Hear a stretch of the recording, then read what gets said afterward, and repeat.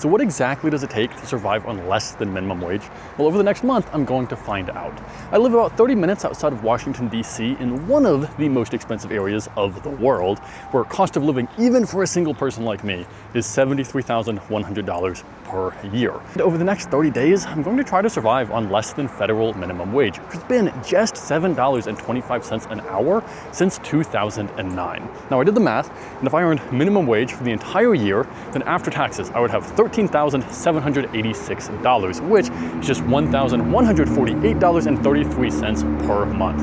That's less than 20% of the average cost of living here, and it's less than the average rent for even a studio apartment, but I do think it's doable for me. So over the next month, I'm going to be documenting, one, how I spend so little, but also hopefully inspire you to save more too, because if I could survive on federal minimum wage in this area, then you can probably cut back a little bit too. But hey, right now it is New Year's Day. I'm at the closest metro stop. This is my bicycle right here, and this ties into a really, really important saving strategy that I'll be using this month to live on so little. Because I really don't think people realize just how expensive their cars are. Now, if you don't know how expensive your car is, I would highly recommend you try and calculate this. I put a budgeting template in the description. You can also get 50% off Monarch Money in the description. It'll help calculate this for you. But I think it's really important to figure out what you spend on your vehicle. For most people, this is their second largest expense, right behind housing. And this can add up to a huge expense. Now, one, buying a car is really expensive. So of course that's gonna be a big purchase. But on top of buying a car, the gasoline for a car adds up to a lot of money over time. The insurance for a car adds up to a crazy amount of money. And also the maintenance. That really varies depending on the car, but can also be thousands of dollars per year. So when I was looking at all of the different costs of owning a vehicle, I just decided that didn't really seem worth it to me. To live on less than minimum wage in this area, I really do have to be car free. But luckily, my bicycle is very cheap. It's a trooper. The maintenance costs are basically nothing. It hangs in there, almost $0 expense for me. And then public transportation here at this metro stop, public transportation is pretty cheap, but even better than that, my company actually pays for it. And so did my last company, actually. So public transportation for me is also free. So this month, I'm hoping to spend nothing on transportation. I may have to take an Uber ride or two. We will see. I will try to avoid that because those can be really expensive. But for the most part, my expenses are very, very low. Huge reason I think it's gonna be possible to live on less than minimum wage. But anyways, I've got to go see my friend. We'll see, I'll keep you updated throughout the month. Talk to you later. Hey, so it's the weekend. I want to tell you a little more about my plan to live on less than minimum wage this month, because I told my friend I was going to be doing this challenge, and she said, to quote her directly, "Bruh, you gonna die with that challenge." But I don't think I will, and I want to explain why I think it's actually pretty doable. But first, a quick clarification. I live in Northern Virginia, where the actual minimum wage for the state is $12.77 an hour.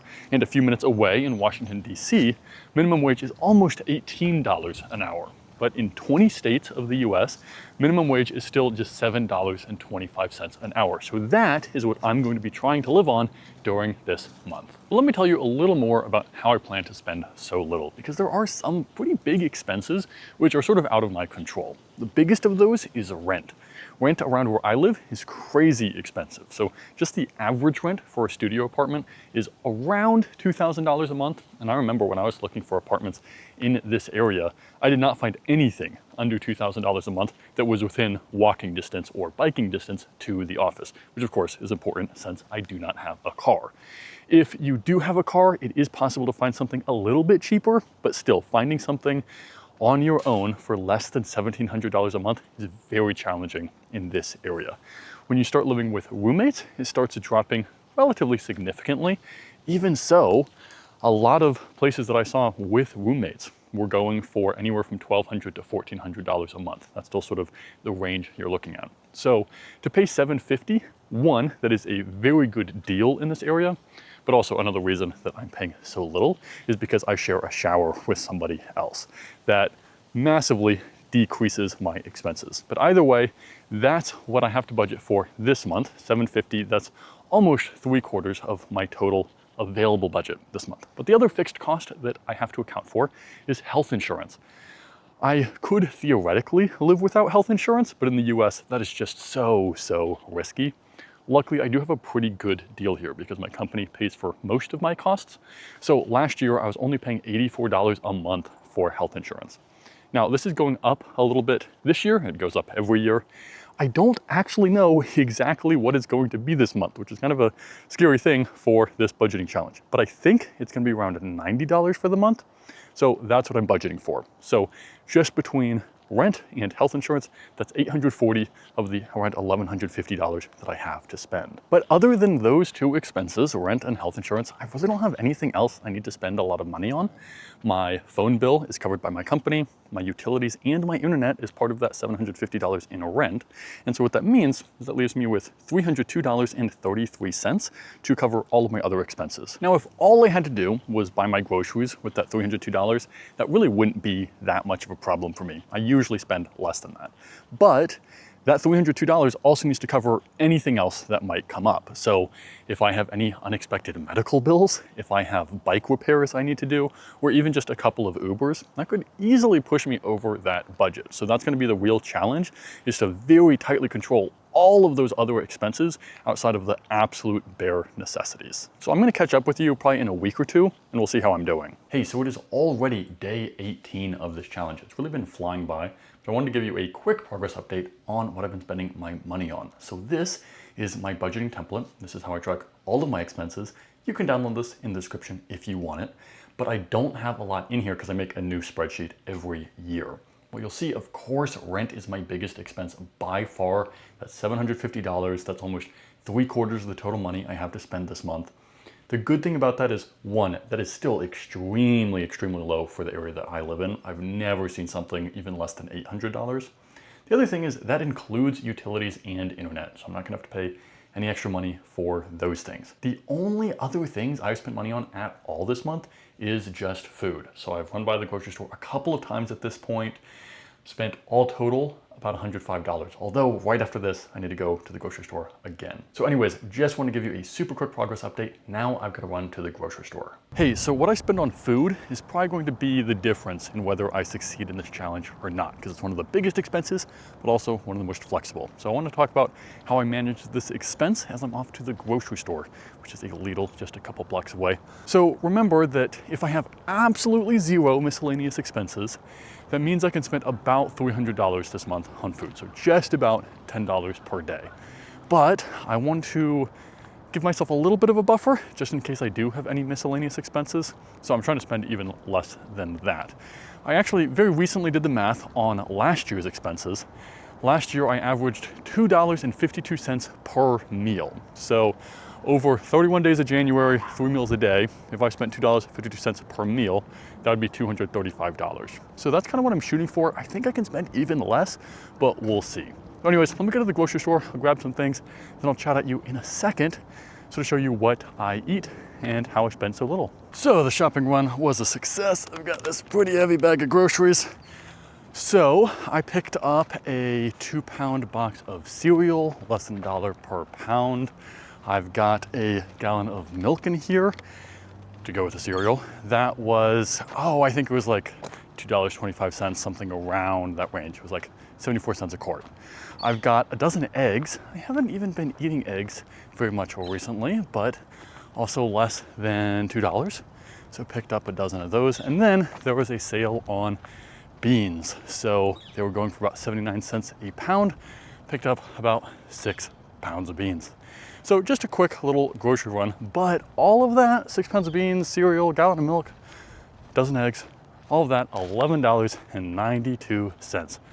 Not too bad if you ask me. All total, I would love to spend less than $200 on groceries this year, or this month, sorry, not this year. But if I could spend less than $200 this month, I think I'm gonna hit my challenge, even if I have to cover some other expenses this month. So I'm heading back to my place, and then I've got to do a little bit of food prep. So normally what I eat is I'll usually chop up a bunch of vegetables. I'll chop up a bunch of usually chicken, and I will throw that in a pressure cooker along with some beans, along with some rice. And that is most of my meals. Anyways, I'm almost home. It's kind of chilly out here. I will chat with y'all later, probably for my next spending update. Hey, so it is January 22nd right now. I just did another pretty big grocery run today, but I still have about $150 to spend over roughly this last week. But anyways, something kind of interesting happened this month, which is that I started dating. I really haven't had time to date for the last like 3.5 years that I have been in Northern Virginia, between work and then this YouTube channel and my athletic activities, and then I got a master's degree. Between all of that, I really just haven't had any time to do a lot of dating. But I finished my master's degree in December. I took a break from kickboxing, also starting in December. So now I have a little more time, and it really was one of my goals this year to meet more people, especially in the area. The problem, of course, is that this month was maybe not the best month to start dating, given that I am trying to live on less than federal minimum wage. That really means that I just can't afford to take somebody out to dinner this month. Maybe I could do it once. I definitely couldn't do it twice, though. That's meant I have to be a little more creative. But I'm just very upfront with people from the start about what I'm doing and why I'm doing it, what my goals are, and I offer alternatives, whether that's doing something outside, whether that is cooking for them rather than taking them out to dinner, which is what I'm preparing right now. And what's sort of funny enough is this has not been a problem at all. At no point has that been the reason I stopped talking to somebody, is how frugal I am. I get some pretty dumb comments sometimes about dating while being a frugal person, or implying that it would be impossible. Dating will probably increase my expenses. That's normal, it's to be expected. That's okay. But it's definitely not going to like double my expenses or anything like that. But anyway, I'm doing a little bit of prep for that. I'll catch up with y'all at another time.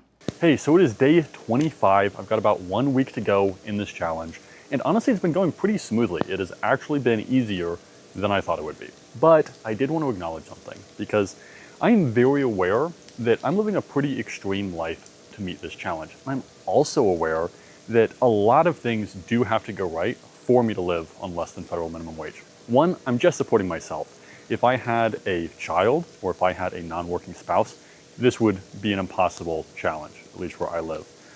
Also, I'm very aware that one of the reasons I'm able to spend so little is because I have the good health to bike to work in the mornings. I have the good health to do a lot of things. If anything were to go wrong, whether that was an injury, if I got sick, if I needed to go to therapy, I would almost certainly end up spending more than minimum wage. And in fact, the only reason I'm doing this challenge this month, as opposed to any other month, is that I'm taking a break from kickboxing, which was a huge part of my life last year, but it's pretty expensive. This month, I am not going to kickboxing, which means I don't have that expensive gym membership. I've just been working out at my company gym, so it has been free. That is the only reason I'm able to spend less than federal minimum wage this month. So I do not want anybody to watch this video and think that I'm trying to say that they should live like me, or that minimum wage is enough, or whether it should be higher or lower. I'm not qualified to say what minimum wage should be. And I'm not making these videos for that purpose. I make these videos because there are so many people, even people with very, very good incomes, who still do not save. And if they had an unexpected medical bill, unexpected car repairs, unexpected anything, they wouldn't be able to afford those bills without going into more and more debt. Those are the types of people I make these videos for. And my hope with these videos is to inspire people and show people that they could save so much more money, because you really don't need to spend. It's optional. At this point, it's day 25. The only things I have spent money on is $750 for rent and $160.93 for food. Those are the only things I've spent money on for these last 3+ weeks. So anyway, I just wanted to clarify that, because I know some people will probably misinterpret this video. I want people to know, you don't have to live like me. You don't have to do all the things I'm doing. But if you just used even some of the strategies that I used to save, you could probably save a ton of money. And hopefully that inspires somebody. Anyways, we've got 1 week left. I'll catch up with you later. And hey, if you are trying to be surrounded with good spending influences, I would highly recommend you join my free savings community. I'll drop a link in the description. Hey, so it is January 28th right now, and this month has been a little more interesting than I thought it would be. But today I got laid off from my job at Amazon. I had no idea I was going to be laid off when I started this challenge at the beginning of January, but it does show why this is so important, because by living the lifestyle that I do, by living on less than minimum wage, I've saved up over 10 years of living expenses, and just the money that I'll make in the 90-day notice period will more than cover my expenses for a year. So financially, I am not stressed. I am totally fine. But I know that if I was living paycheck to paycheck, I would be very, very stressed right now. So people sometimes think that I'm depriving myself of things by living the sort of lifestyle that I do. But really the way I think about it is I'm just trading those things for instead buying financial security, buying peace of mind. And times like this, I am very, very happy with that decision. Anyways, I'm about to film a YouTube video on sort of what I'm thinking about right now and what I'm planning going forward. That will probably be up before this video, so you can watch it after. And next time I check in, it will probably be the end of the month, and we'll see just how much money I've spent. So see you in a bit. Hey, it is January 31st. I've made my very last purchase of the month. I want to show you my total spending for this month. Really, not a lot has changed. I did a big grocery run a couple of days ago that pushed my food budget to about $217. Oh, by the way, I got asked a little while ago whether I was counting any food that I had before this month started that wasn't going to be reflected in the budget. The answer is yes, I definitely ate some things which I owned before this month started. I'm sure I had some rice, some beans, some pasta, probably some other things already in the cupboard. But I'm pretty sure I'm going into this next month with even more food than I had coming in. I bought about 11 pounds of chicken on sale. I think I've got 3 pounds of pork chops. All of that is still in my freezer. So if anything, this is an overestimate of how much I actually ate this month. Just want to make sure that you knew I was accounting for that. Then last thing, I had to pay for health insurance. I thought this was going to go up, but it actually didn't. It was just $84 for the month, which was great. And I was going to grab coffee with somebody, but that got pushed to next month, which means all total, I only spent $1,051.50 this month. Remember, that is $97 less than if I worked a job that only paid federal minimum wage of $7.25. And if I was making Virginia minimum wage, which is the actual legal lowest amount of money that I could be making in this state, that is $12.77 an hour. And if I was making that all month, I would have saved $843. So that is honestly kind of crazy to me, because even if I was making minimum wage for where I actually live in Virginia, I still would have saved about 45% of my income this month. Now, once again, I do not make these videos to tell you that you should be able to make it on minimum wage. That's not the point, but the point is a lot of people make way more than minimum wage and they still don't save that much. So hopefully this inspires somebody to save more, because you absolutely can save a ton of money. But this next month, I probably am going to spend a little more money. For example, one thing that I have not done at all this month is go to see my grandfather. I was going to a couple of weeks ago, but big snowstorm happened. That got pushed out a little ways. So tomorrow, February 1st, I will be going down to see him. It'll be a nice little treat at the end of this challenge, but it also means I'll probably spend more than $50 on Ubers tomorrow. I still could have afforded to do that this month, but it would have put me much closer to that target amount, and I would have had even less buffer room. So this was an especially cheap month, even for me. Over the course of a year, I'll probably spend more than federal minimum wage, but hopefully it inspires you to save. But again, this is just 1 month. If you want to see what an entire year's worth of spending looks like, I actually made a video about that on what I spent last year. So if you want to see how I spend less than $18,000 per year, check out that video right here.